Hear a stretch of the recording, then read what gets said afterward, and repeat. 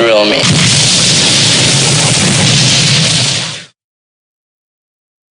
Thanks for joining us again for another episode. We go to Wes Craven town. More of a obscure, would you say? Obscure Craven? Or sort of middling Craven? Well, yeah, I wouldn't say obscure, but it's definitely not one of his upper echelon in the filmography. I wouldn't think. And it's following along with one we did a little bit earlier about our Freddy Krueger ripoffs when we did Brain Scan. So this is Shocker from '89. And, I think it's pretty obvious when you've seen Shocker as to what the possible Freddy Krueger links are. But it's one of Craven's, I think, more middling films. Yeah. People are aware of it, but it's not one that comes up as his top echelon sort of stuff. Not often, no. Not ever. Let's not beat around the bush on this. Okay. All right. Okay. So we'll dive straight into it. No extras. Here's the trailer for 1989's Shocker.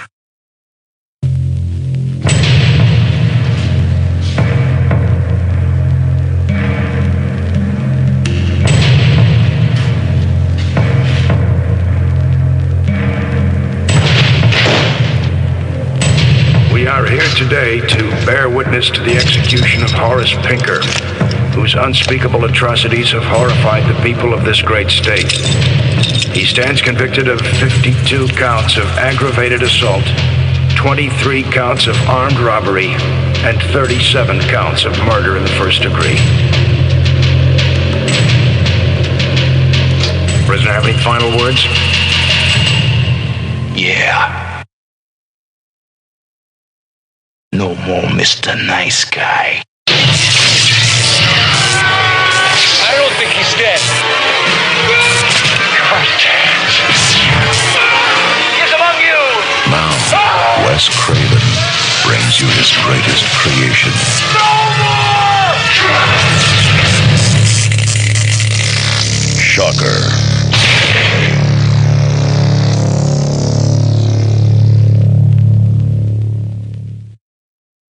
Shocker from 1989. Written and directed by Wes Craven, who of course gave us Freddy Krueger and A Nightmare on Elm Street, and produced by Baron Kumar, who did a film called To Die For, and Marianne Maddalena, who I believe produced quite a few of Craven's films, including Scream. I think she may have been involved in Scream. It stars Mitch Pileggi as Horace Pinker, Peter Berg as Jonathan Parker, Cammy Cooper as Allison, and Michael Murphy as Lieutenant Don Parker. The budget was $5 million and the box office was $16.5 million worldwide, which you pointed out in '89 trumped two of the three big horror icons.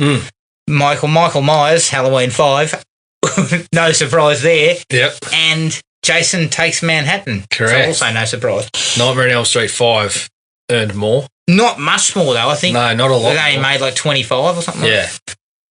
When shooting the scene where Jonathan wades into the lake, Peter Berg suffered from hypothermia due to the extreme cold temperatures. Okay. I think, look, I'm not going that far, but yeah, obviously the bloke was keen. Look, let's just line up the schedules though. Let's shoot it in the warmer months perhaps or something like that. I don't know. All right. What is your take on Shocker? How long's it been since you've seen Shocker? Probably 12, 13 years.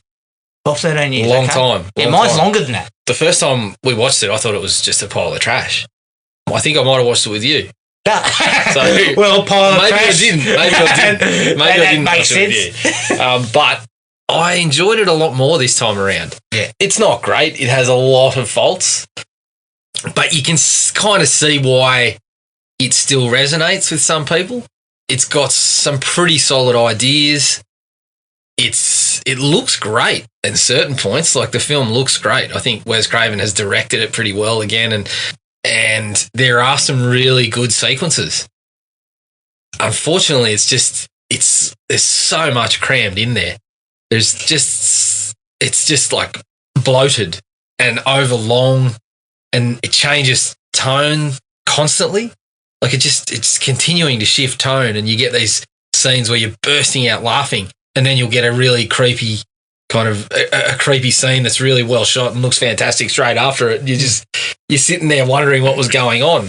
But I reckon it's. I gave it a 2.5 this time round. I was consistently entertained, but yeah, there was points where you're just sitting back thinking, "What's going on?" Yeah, what was Wes doing, or what was he taking at that point? Yeah, what was his face buried in a pile of something? What? Look, for me, I like you thought it was a pile of crap. And it's probably been about 20 years since I saw it. Probably longer, maybe 25. I think I saw it in the 90s. And I don't think I ever went back and watched it again. If I did, I certainly didn't remember it. It's a pretty poor first hour. Because, as you say, there are so many ideas crammed in there. It doesn't really know what it's trying to achieve. It doesn't explain the rules about Pinker. So he just kind of does all sorts of shit on a whim with very little sort of understanding and rules around what he can do. Yeah. There are a couple of interesting scenes in that hour and a couple of moments that I felt they could have expanded on. But an hour in, I'm thinking, Jesus, where are we? But the film really upticks. Yeah. In the last 45 minutes, it actually really comes home with a flourish, solidifies some ideas, and delivers on that stuff. Yeah, and possibly clarifies what, Craven obviously likes to have particular messages in his films. Sort of clarifies some of that. You can see some of the messages coming through towards the end that were a bit muddled earlier. Yeah, and because of that, the film goes up in leaps and bounds for me. At the end of the day, I gave it 2.5 because it kind of splits the line.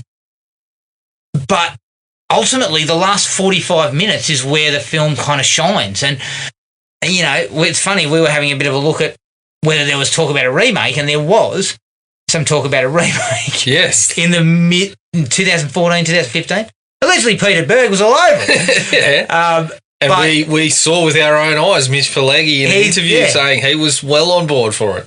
And I could see this being very ripe.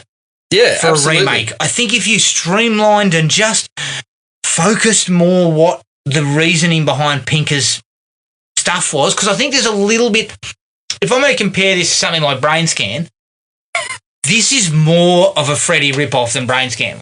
Yeah, definitely. This is very Freddy-centric, especially in that first hour. Because there's other parts of the movie that resemble it. Yeah. As we were talking about, like with Brain Scan, it was kind of the performance of the trickster and the mannerisms that were Freddy-esque. Yeah. Whereas this one, sequences, the look of the film, things that the character does and says, like obviously Wes Craven's involvement, it's more of a Freddy sort of rip-off. But for the most part, the film is entertaining, and that last 45 minutes is strong. That's where the film kind of shines a lot, and I think Craven kind of finds his groove there. Yeah. And the film starts to work. Yeah. Whereas had he have been smarter about his front end... Yeah. I think he chipped away at the pile and had none left towards the back end. He was right off his gourd by that stage, but it opened his mind. So 2.5 for me. Okay. From opening likes perspective, soundtrack of cock rock staples. I mean, it was the dying breath of cock rock. It was 89. But, it had Anthrax, didn't it? Or Megadeth. It had... What was that crew of, Dudes of Wrath. Dudes of Wrath, a group which of included Paul Stanley, Tommy Lee, Desmond Child, Tommy Lee. Yeah. So it's a bit of a super group. Yeah. And of course, who only joined up for Shocker. Alice Cooper, I believe, was involved. Yep. But it had the opening song "Shocker" is solid. It kind of sets the scene of what you're after. Yeah. And I really enjoyed "No More Mr. Nice Guy." Yeah, same. Big tick for the music. Yeah, big tick for the music. I got a good laugh when Jonathan's talking smack on the football field, then runs fucking head first into the pole. I shouldn't laugh at that kind of shit, but... look, to me, there's always time for slapstick. There's always room for it. I mean, if he'd have farted when he was on the ground... Yeah. Add an extra half star. Absolutely. Yep. Johnny Tesh. John Tesh. Always good to see Johnny Tesh. I always think of yeah. Bit of But round ball rock. That was He's all that was missing from John. he's always it's always cool to kind of see that. It's kind of like when they use Lisa Gibbons in RoboCop. Yeah. You know, He that type of suits thing. this television newsman, the roles for that, especially like he's just got that kind of dramatic quality when he's talking about some of the things that he's talking about. I mean, he has a few laughable moments in this, and he does come in for some of the negatives for me. Yeah, but he does have a sort of an actorish vibe and look to him and his delivery. So the giant chin. He certainly fits in these television newsman kind of roles in film. Yeah.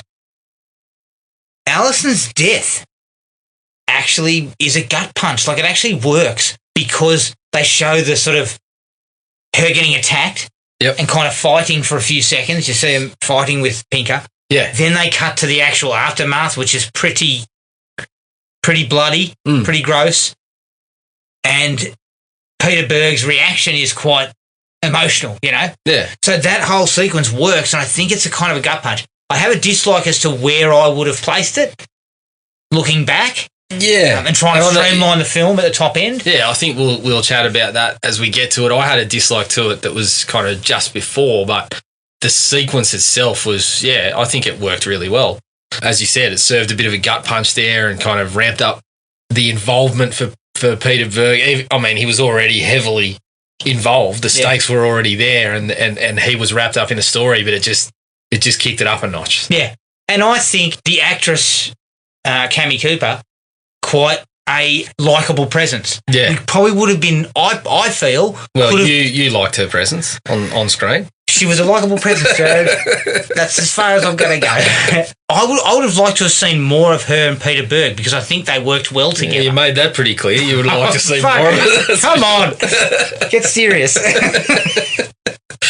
Because I thought that relationship was pretty well handled. Yeah. Even though they didn't have a lot of scenes. Yes. And I felt that was probably to a detriment. Yeah, I think it goes to kind of a more general I think the acting all round is pretty good. Obviously, Mitch Pileggi and Peter Berg have both had very solid careers. Yep.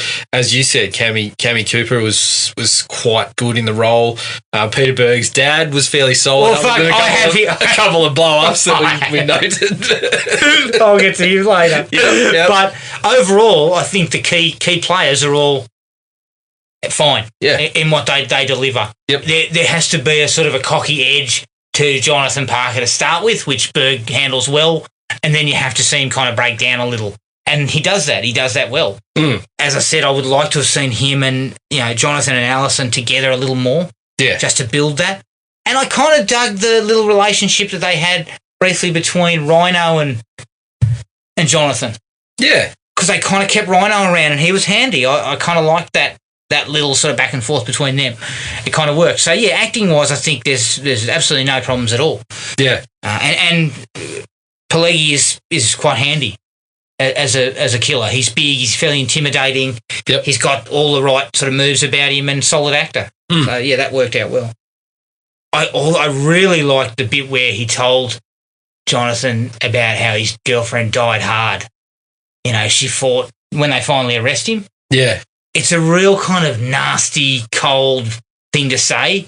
Yeah. It kind of fits the character really well. Exactly. And then he laughs at him after he says it, And we'll talk about the tone, about how it shifted and how sometimes Pinker was delivering Freddy-like lines and then sometimes he was doing stuff like that, which overall didn't really work. But when you look at those moments in isolation, delivered pretty well. Yep. And as you said, kind of two good actors that can handle the moment. Yeah. I mean, Mitch Pileggi even kind of mentioned that in the interview we watched on the Blu-ray when he says, as the film kind of went along, Wes sort of developed this sense that I was a fairly decent actor, so he gave me more of that stuff. Yeah. Whereas initially he was just there going bananas, he was like just allowed to go bonkers and off the wall. So you can see how that kind of finishes up on screen. Yeah, and it works for the character, but I agree with what you're saying. We'll probably get into some things about tone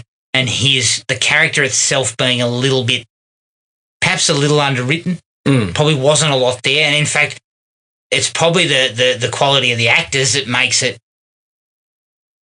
come alive a little bit more than it probably could have if you had lesser actors involved. Yeah. So it's a big rap for the actors because I think they do a pretty good job with some pretty poor dialogue at times. You know, they kind of make it work a little bit. A couple of sequences that are very on the nose in terms of the dialogue. I actually really liked Pinker's body kind of spontaneously combusting. I didn't quite know what had happened. No, it makes no sense, but looks pretty good. Yeah, it looks good. His fucking body just disappears from the electric chair. Yeah. And then just falls out from behind a door randomly. Yeah. But I really like the look of the shot where they show it kind of like... I mean, looking beyond the movie, there's probably a process they have to go through here. I mean, there's probably got to be someone to check the body and then they've got to take the body somewhere. I mean, those people are turning up going, what the fuck happened here? I'll tell you what I love, though. He gets electrocuted, then suddenly goes, and comes back alive, and they grab the doctor and go, get in there and check him out. Check him out. What for? He's fucking alive. What do you reckon? We can see he's still kicking. I mean, leave the bloke alone. He's leering at us and dribbling. I think things are still functioning. I'm just going, roll on three. Go again. Yeah, Give him another fucking job. Yep, absolutely. Me and you had differing opinions on this. Yeah. But I kind of felt the leaping into bodies was Jesus. It had interesting possibilities. Just try to listen to yourself here. Just listen to yourself. I can't wait to edit this and listen back to what I'm trying to say here. But it had interesting possibilities for me. Yeah. I think in the end... Not for you? Actually, no, not for me. No, actually, look, I came around to it a little bit when it was going on. I mean, in the shift in tone, that's one of the real drastic ones. Like we go from we're electrocuting this bloke to he can suddenly leap bodies. Yeah. With not much explanation other than him seeming to do a fucking ritual with the TV or something. But there was no...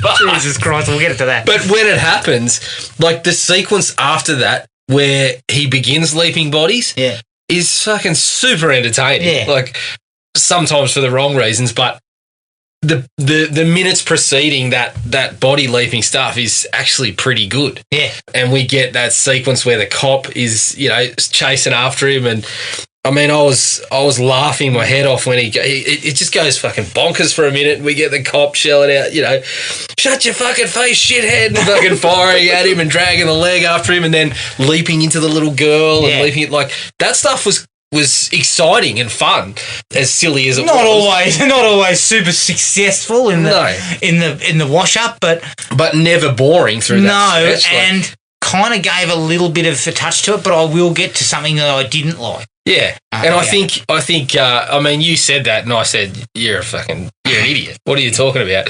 But then it actually did provide a bit of entertainment and a bit of humour in there.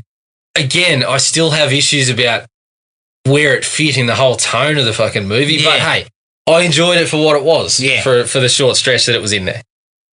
So this is another one that probably falls into tone, but the sequence where he goes into the bathroom and speaks with Alison again after she's died, and she's covered in blood, and she comes out of the tub and steps towards him in the bathroom, and it's shot in this real sort of lowered light, and it's kind of creepy. It is. And it looks great. Yeah, it looks gold. And the whole thing of her saying, hold me, I'm cold, and all this sort of stuff. It was a really well done scene. But once again, in the context of where we were in that first hour, it kind of felt like, what's happening? Where are we? Because the sequences immediately preceding and after were probably a totally different tone. Yeah, and the same goes with the coach. Yeah. The similar sequence with the coach.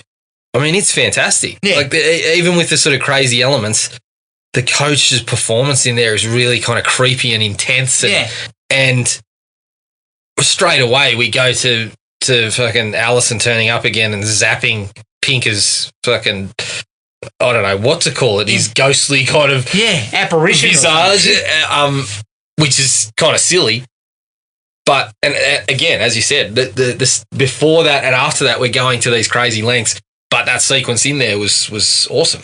And that sequence kind of, because I had a slight, not negative, but I had some questions I was asking, which will be in my dislikes, but that kind of clarifies a little bit of the love conquers hate type of idea, which I'm assuming was what the whole thing was, because of the pendant, and Alison was a ghostly figure who came to him and could sort of banish Pinker and all this sort of stuff. I mean, that's one message that was there. That's the only message. Then it goes to another direction to do with the TVs and the violence on TV. And this is the strange push and pull. The shifts were all over the place. Yeah. So, I can see where you go. Still, that sequence is quite effective. Yeah, I thought it was the good. coach. I thought it was actually really well handled. Mm. This is where things really start to move for me. When he gets sent out across the satellite. Yes. It was a cool idea to then send him into everyone's lounge room, and his ability to then move through the televisions and everything. Yeah. Great idea, different. And it actually had one of the lines that actually worked, because there was a few lines in there that were sort of just Freddy-ish, whereas this one kind of, when he's getting zapped by the satellite, God, that sounds ridiculous, but when he's getting zapped through the satellite, he says something like, now I'm going nationwide, or something like that. And that was one of the few where it was kind of like, that one landed and wasn't too hammy and too over the top. Yeah, agreed. But I think that idea was where, as you said, it kind of ramped up after that. Yeah. Again, I really liked this another dream sequence where he's in the lake and Alison comes to him again and all the dead friends are there, and he's sort of saying he wants to stay. Yep. He doesn't want to go back. He doesn't want to have to deal with this. And they sort of tell him, you have to go back, we need you. It was really good stuff. Really well acted. Again, creepy the way it was shot. They all the dead friends look kind of zombified almost, the way they're kind of moving. It was really well done. And this was, again, it's the quality of Craven's skills as a director. He's always been able to sort of create a lot of those sort of shot, sequences that are quite creepy and well shot. And he does that again here. Was there many of them in My Soul to Take? Or? There were none in My Soul to Take. I cannot talk about Circuit of the Rainbow. I wonder if the scrotum nailing scene is as creepy as this. But it's you say that and I think, jeez, why haven't I seen that? Yeah, I know. That comes out of my mouth and I think I need to hire that. I think you're right. Like we mentioned a couple of times, like the direction and look of the film is not an issue. And you see, we talk about the tone and the writing and stuff, which is a bit all over the place. But as you said, the fact that he manages to get a few sequences where straight on the back of something you're saying, Jesus, that's ridiculous. That still winds you in and you think, fuck, that was good. Like it tells you, as you said, that the guy had an immense amount of talent and so many good ideas and creative ways to shoot them that he still wraps you up. Yeah. And the big finale, which I think is where the film really does take off, and I could have seen a sequel, is just him and Jonathan fighting their way through the TV stations and the channels. Yeah. And the whole idea of using the remote to kind of interact and stop him. Yep. Really good ideas, kind of pretty well executed. I mean, I know they talk about the special effects and, a few of the actors and that involved have said, the special effects were not up to par because of the time period. But I think even then the scenes in the TV are actually executed pretty well. Yeah, for the time, they look fine. They don't, they don't stand up as against something that you could do today for that sort of thing. But when you take into account the time frame that they did it in, it looks pretty good. Yeah. And by extension, again, like the practical effects throughout, there's minimal effects, but they're all pretty good, I thought. But yeah, that whole sequence fighting through the channels, I thought was good fun. Yeah. And you could see that's where you could really mine some creative stuff for sequels if that's where they were going to go. But that's where the film found strong ground. Yeah. So that to me says that was the idea. Yeah. That you wanted. Not all the rest of it that they'd had sort of front loaded. Yeah. That's the idea that works. Well, it's sort of focused. It focused on that, and it found, as we said, the tone jumps around, but here's where it said this is what it is. A couple of little asides before they actually go into the TV get you off track again. But when they go in there and start leaping through the channels and stuff, you think, okay, well, they're focused on this, and that's where it kind of works. It's fun, it's over the top, but it's entertaining as hell when they start doing that. Yeah. I didn't have any other likes. I did. I had a couple. Go for it. I can't believe you didn't mention the big fly kick and the blue that they have on the rooftop. Yeah. I mean, Horace Pink is trying to get through the door, and then gets a double foot kick right in the back. Right in the back, and then they start to get in a bit of a back and forth there. I thought that was worth a mention. I mean, I don't know if that was a stuntman or not, but fuck, he took it pretty hard. I thought that was pretty good. We sort of mentioned it in other things, but I actually think the direction and the cinematography, the way that the film ended up looking for most of it, deserve a mention as well, because I think throughout it looked fantastic. It never looked like it was lacking money. It never looked cheap. It looked like the people behind the scenes knew what they were doing. Yeah. And had a vision for how they wanted it to look. Yeah, I don't think there was too many issues there. No, not at all. In fact, you wouldn't have known it was $5 million. Like, it looked a much more high quality piece of work. Yeah, looked pretty sharp. And, once again, it proves that someone like Craven was so handy working with the constraints of a small budget. Yeah. He was good at that. That was something he did well. So, not at all am I disappointed in the way the film looked. I think he did a fantastic job of that. A fantastic job. All right. Before we get too, before we praise the film too much, let's get into the dislikes. The name Horace Pinker didn't really work for me. Maybe it's because I'm, you're conditioned to that Wes Craven created Freddy Krueger, and Freddy Krueger's a really cool kind of villainous name. Horace Pinker just doesn't quite work for me. No. And it kind of almost flies in the face of his intimidation, like his intimidating presence. It's such a strange name. Yeah. Yeah, Freddy Krueger, it kind of stands out. Like it's a name that's not necessarily very common. No. So, it sort of stands out, whereas Horace Pinker, I agree, it stands out for the wrong reasons. It's kind of... Sounds a little funny. Yeah. When you say it. Yeah. And I think, I was very happy with Mitch Pileggi as Pinker. I thought he was absolutely fine. But the character's pretty one note. A big, intimidating guy, does a bit of swearing, does a bit of threatening. Yep.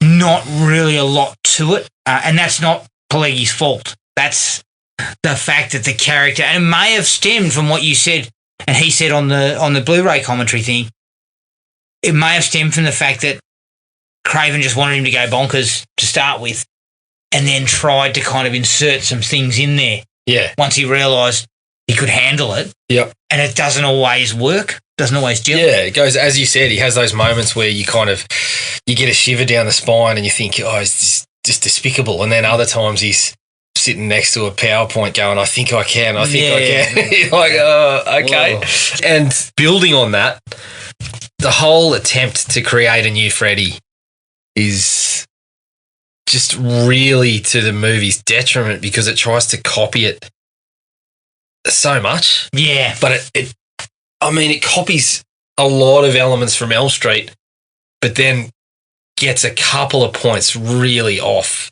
Yeah. That make it really clear, if you're going to do a Freddy clone, then we'll kind of accept that and we'll sort of run with it and we'll say maybe it's not as good as Freddy was going to be, but it might stand up next to the Jasons and the Michaels or whatever. Whereas this one, we see it's a clone, we accept that, but then it's like it's almost too close and then whiffs on the big ticket things. Yeah. So it just misses. And very I think, badly. segueing from that into the film's probably biggest issue is kind of twofold. There is way too many ideas crammed in.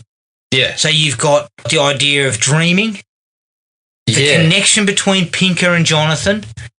You've got the electricity. You've got body hopping. Body hopping. You've got some sort of witchcraft. When I mean, in an Briefly. effort to kind of explain it, You then have the bloody familial connection that comes in. Yeah, like it's overstuffed. Yeah. You didn't need the dream stuff, which would then have done away with the Freddy connection. Yep.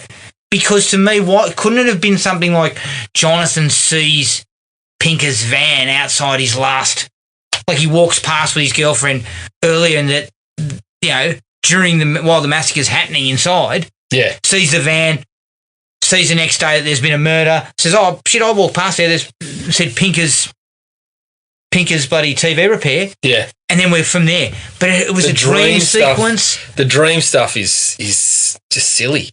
And I mean, I read a comment on I think it was Bloody Disgusting when they talked about this maybe last year or something for an anniversary of some sort. Yeah. And they made a really good point in that if they had have explained all of this stuff, yeah, it still wouldn't have been a better film. Yeah. Like if you go in to try and explain all this stuff that they had in there, so I'm with you. I think the way that you could have improved that is to trim some of it. And for me, the dream elements, you trim that. Yeah. You just don't need it. And it raises so many questions. It's not a movie that wants to answer those questions. Yeah. But you have so many. Like you said, you're sitting there going, at one point, you're like, he's dreaming in the future. Yeah. And you're like, yeah, that's right. And I'm kind of sitting there going, and so if he's dreaming and Horace Pinker seemingly doesn't have these Freddy-type powers, why does he need to wake up when he does? Why can't he just see the dream through and then wake up and go, like, there's all these questions that stem out of it. Yeah, that aren't answered. That aren't answered and are just silly. And I then we think move on and that dream stuff just falls by the wayside. Yeah, he has dreams, but they don't involve Horace Pinker. They involve Alison. Yeah. So again, I think that's the idea of tying back to the whole, as I said, love versus hate or whatever you want to call it, because she's the person that he loves, and Yeah. Pinker's this evil character, and she can sort of combat it. He starts to have the dream, but ditch the dreams. Yeah. I would Ditch ditch the them. dreams I entirely. would keep the dreams of her Yeah. because they worked, even in context after all that stuff had gone. I mean, I don't know whether that still works if you haven't established that he's having fucking premonitions or whatever he was having. with No, his but it dreams. does, and But I it's- think it still does, yeah. Because it's about establishing their relationship, even after she's gone. Yeah. You know, you're still seeing how cut up he is, how you know, desperate he is to get back at this bloke or whatever. So you could have worked with that. Yeah, I think so. The problem that also stems out of it is there are no rules for Pinker's behaviour No. in all facets, whether Yeah. he's a serial killer in real life, Yeah. some sort of electricity monster, or a body swapping a body swapping ex-heart.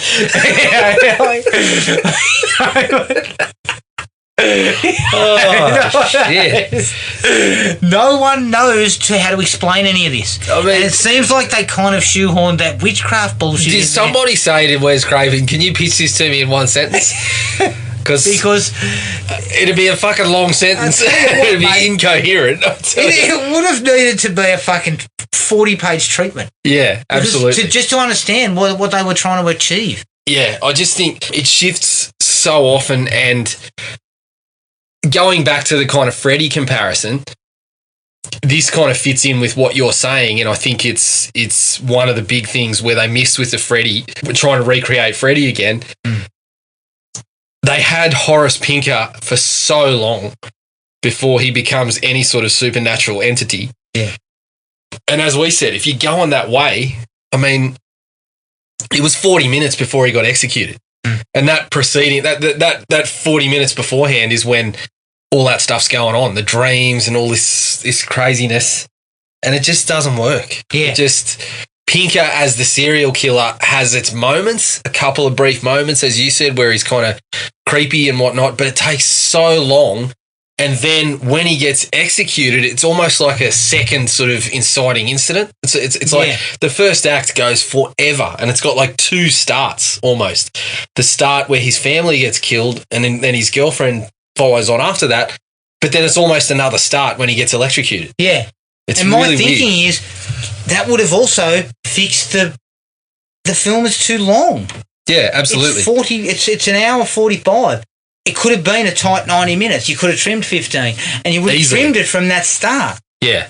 And I know we always talk about that 90 minutes as the magic number, but this is one that really needed it. Yeah, and I mean, look, I'm going to give you a rewrite. Okay? I'm thinking about this ever since we were watching. Right. Give it to me. Right. Pinker is arrested within the first 20 minutes or 15 minutes. We don't need 10. to have... Give me 10. I don't need 15. Okay. We start the film with a little bit of information about the serial killer that's out there. Yep. Then we've got to establish the relationship between him and Jonathan and Alison, because we need that. Yep. Then we have them go past and see even Pinker's in 40 van. minutes, they rushed that part. Yeah. So you have them go past Pinker's van at the site of one of his crimes. The next day we find out there was people murdered there. Jonathan drops that name to his dad. They arrest Pinker. As they're going to execute him, Jonathan's there. Pinker basically tells him, we're not done. Yeah. He gets electrocuted. There's a power surge or something, and he's suddenly in the electricity. No, we can't cut out, rituals with the TV and things like that. Okay, we'll leave that in. And then we go into what we got in that last 45. Yeah. We're on fucking Easy Street. Yeah, I think so. I think that's where... I mean, do we still have a little bit of body hopping in there somewhere? Or? We throw a smidgen of body hopping in, and we kill his girlfriend after Pinker has been executed. And you know why? Because we then realise I can still get at you. Yeah. And I think I don't have too many issues about when the surprise element of when the girlfriend was killed. But then also, I think if it comes after that, it still heightens things because you would be expecting that relationship to carry through. Yes. So, and you could spend a few minutes after 10 minutes or so, building that relationship further, like it's going to continue, and then you pull the rug out. Yeah. Yep. And then you're into the TV running, the electricity situation, the smidgen of body hopping. Well, the TV and the electricity kind of shares something with Freddy, whereas something that in modern day you can't really escape. Yeah. I mean, you can go and live in a fucking log cabin like Grizzly Adams and live an electricity-free life and be Pinker-free, I suppose, but it shares that sort of thing. The great thing about Freddy was that you could never escape it. Yeah. Like you couldn't not fall asleep. Eventually you were going to have to fall asleep. I think another big error with Pinker is that they didn't really define the boundaries of that, whereas Freddy, it's totally clear. If you're asleep, he can get you. If you're asleep and dreaming, he can get you. If you're not, you're okay. Yeah. But eventually you're going to have to go there. Yeah. So I think, I don't know, maybe that tidies up some of those boundaries too. I think it does. I think having him as kind of like this electricity, that's his now new form of supernatural entity, makes him very difficult to get away from. Yep. And still a capable and intimidating presence still available to you. And you can then throw in a lot more interesting kills using electricity and stuff like that. Yeah. So I appreciate that they tried to kind of give it some more juice, a few more different things. Mm-hmm. But the fact is that made it more Freddy-ish. Yeah. And once you've got more Freddy, you kind of look like a cut-rate Freddy clone, which is what Pinker ends up unfortunately looking like. Yep. Lieutenant Parker, he is over the top. He's the one actor who he is just off the leash. Occasionally. He's up and down. He's up and down. No, look, I thought he was pretty well measured, and then he'd just have these occasional blow-ups. He'd fly off the handle for 10 seconds or so. Yeah. He's not Ham, mate. He's the entire pig. He was just in fine touch. Look, I think that's a little bit harsh on the man. I think there was definitely servings of Ham, but not all the way. Yeah. But he was pretty funny. I did get a few laughs about when he'd fire up. I mean, even in the more serious scenes, he does. He sort of loses the plot a couple of times. The bit where he's arresting Jonathan, and then he gets zapped, and we automatically assume that it's Pinker, but then he gives it a shit. What's going on here, or something like that. So it kind of tramples all over the sort of heartfelt kind of. Yeah. You can see that he's struggling with it, and then he starts yelling about getting zapped by the light. I thought that was pretty funny. The opening scenes. There's some really clumsy exposition involving news. Oh, big John time. Tesh. Not even just the news. There's more, but yeah, Johnny Tesh. Go There's on. TV news with Yep. Johnny Tesh. Yep. There's fucking radio news. Yeah, there's the coach advising us that Peter Berg grew up on the wrong side of the track. Yeah. There's this exposition heavy. Him and Alison talking about their relationship. Like, they're just I kind of got spilling it. that one as because he'd had the concussion. It kind of worked a little bit. It wasn't as clumsy, Yeah. but it still was just there to give us some exposition. Yeah. Now, we said we really liked John Tesh. And I love did, John Tesh. But John Tesh is in the movie more than any newsman should ever be in a fucking movie. It seems like Craven kind of wants to get to the action quickly Yeah. by giving us an exposition dump, but it's I just think- such a clumsy way of doing it. Isn't that an indication that perhaps we're trying to cram too much story in here, that we can't tell it in this time frame? So we have to have John Tesh in the movie 10 times going, there's been another killing and blah, blah, blah. My favourite bit was he basically he pretty much sends Horace Pinker to fucking Jonathan's house. Yeah. He's saying, Jonathan, star quarterback Jonathan Parker lives at fucking this bloody address. And, like, quite frankly, it was laughable. Mate, this exposition nightly news was the big channel A&M. at this particular. A&M was the big channel at this particular town. wherever It was set. bloody ludicrous. The only channel that was on, I think. And again, there's the description. There's a news report before John Tesh. It might be the radio one. Yeah. Where the description of Horace Pinker is fucking hilarious. It's exposition, but it's totally silly as well. Like they finish it up with what do they say? He's extremely smart. Oh, he's so intelligent that he's managed to evade capture. And I'm just like, what? And then just after that, we get the dream that turns out to be a premonition, where we see that not only is he dragging his fucking footprint all through the crime scene, but that he has a van with Pinker electricity parked directly out the front. So I'm not too sure that screams. Was he killing people in like some sort of fucking street of blind people or something? I don't know. Surely someone's gone, yeah, I saw a fucking van across the road. Yeah, there was At the there was a time. name in huge letters. I mean, Pinker's not even small, and electricity in the big letters. It's Pinker in the big someone letters. mis fucking pronounced. They said it was Blinker.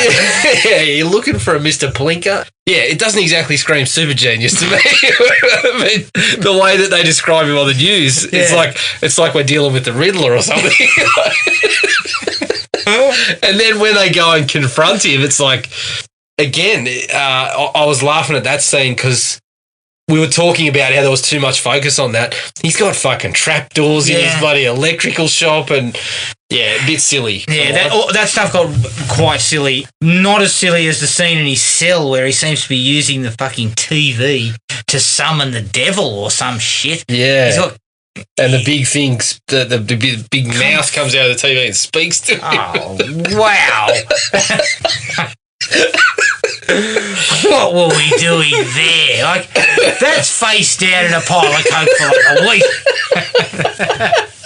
I think that's what happened. Wes was sitting in front of the TV. Ridley Scott's going, hey, Face down. Hey, we've got to go to work. Ridley's like, mate, I've got 46 scripts for you here to read. I haven't got time for your bullshit. Yeah. Wes looks up, the TV's blaring, and a couple of big lips came out and started speaking to him, and he's thinking, fuck. Beautiful. He rocks up on set going, I've got some new pages. New pages, everyone. We're shooting this today. I can't understand that sequence, and my thinking, although I don't believe it's the case, but it just seems like it's kind of like been inserted to try and explain Pinker's next phase, which is into a sort of electricity monster. Yeah. But I mean, it was, it's a brief, as you said, it's a very quick thing that serves to try and explain it, but all it does is have us go, what was he fucking doing? And it does Satan live in the TV? Yeah, that was strange shit. After watching the movie, for certain points, I thought fucking Satan lived in the TV and was after us. But it's I think that probably goes to the messages that sort of come later on. But Yeah, fucked if I could figure that out. Well, I said that I thought the body swapping stuff had interesting possibilities. Yeah. Unfortunately, it didn't. Yeah, It didn't really capitalise. And there was some laughable shots of people hobbling after him. It was. Which were pretty bad. But look, I enjoyed it more than I thought I would, but it doesn't fit. It just... I mean, you described it as 3 separate movies. In some ways it is, because we go from catching a serial killer, body swapping, electrical monster. Like, it's a bit all over the top. It's a lot to take in. It is a lot to take in. It is. I'd never quite, and again, no, I kind of understood it, but it was really clumsy. The good versus evil, the love versus hate, the heart pendant was important. Mm. But it just, for a while there, it just gave no real evidence of what that was. Yeah. Like, it just took, and again, this was in the early part of the film after her death. It just didn't quite, like he throws the pendant away. Yeah. And I'm thinking, fucking, who cares about this? Why have we got to go get it? Well, that's right. What seems to be the and gist of Peter all Berg using it to get him out of the little girl. And, yeah. But then his electricity just kind of manifests in the shape of fucking Horace Pinker on the spot. So what does it really matter if he's in or out of someone if he can do that? This is where the inconsistencies about what he can do. There was no real rules established about what he could and couldn't do.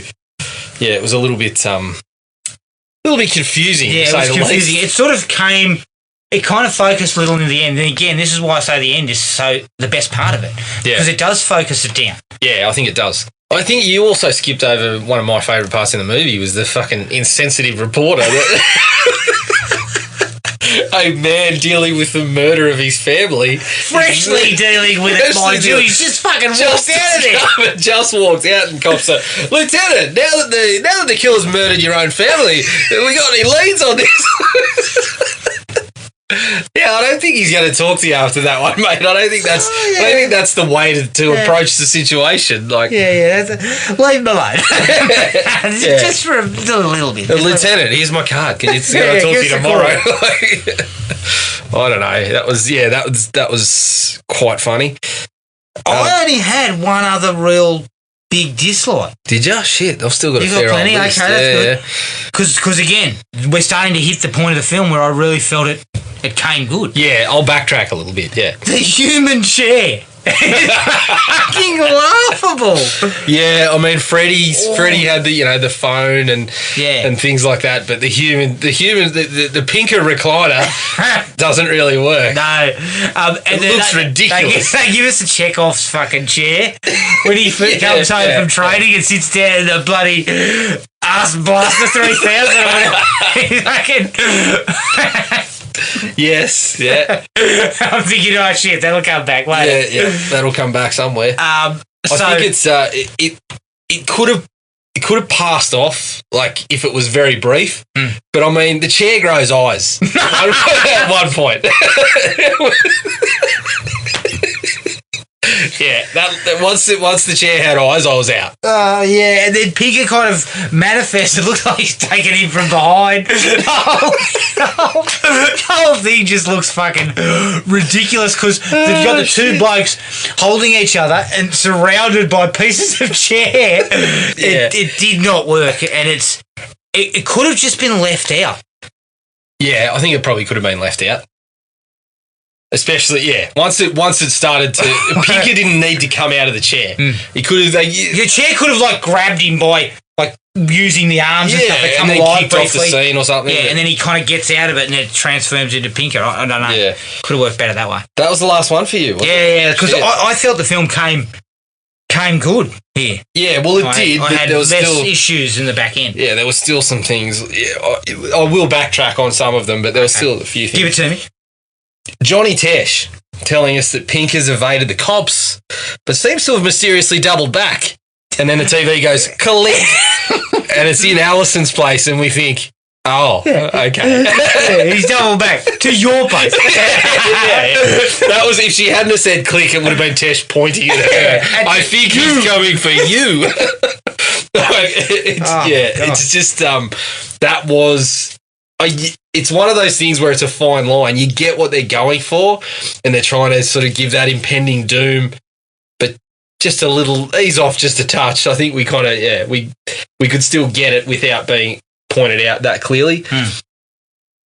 So just a little niggling question that I had, not one of the bigger ones. How is Pinker when he's body hopping, even before that, when Jonathan's chasing him on the roof and things like that, how the fuck is a bloke with a fairly pronounced limp who's been, as we find out, has sustained a shot to the knee at some point, how the fuck is he outrunning a star college athlete? He does it pretty well throughout the movie. He manages to keep up on him. Yeah, manages to not catch him, but there is one point where Jonathan says, you're struggling to keep up or whatever, but he's not really. He's still there. He's still in the vicinity. He's within 5 to 10 metres. Yeah. So, that was just a little niggling one. The reveal about Pinker being Jonathan's father. Yeah. Fitting in with the tone, like, did we need it? No. I mean, he killed his family. Like, there was already reason for him to... For them to hate, like, for him to want revenge. Yeah, there was already... that reason was already there. I just don't... I didn't really... Did it bring anything else to the picture? No. I don't think it did, and it could have done away with a bit of that silly exposition with, this is Jonathan Parker, who was adopted by the family after he was found, beaten half to death and blah, blah, blah. Like, I just don't... I didn't think it was required. Because it really doesn't add anything to the position, or doesn't add anything, doesn't go anywhere. Comes into is where he gives the speech when he's about to be electrocuted. The sense that, which was all right.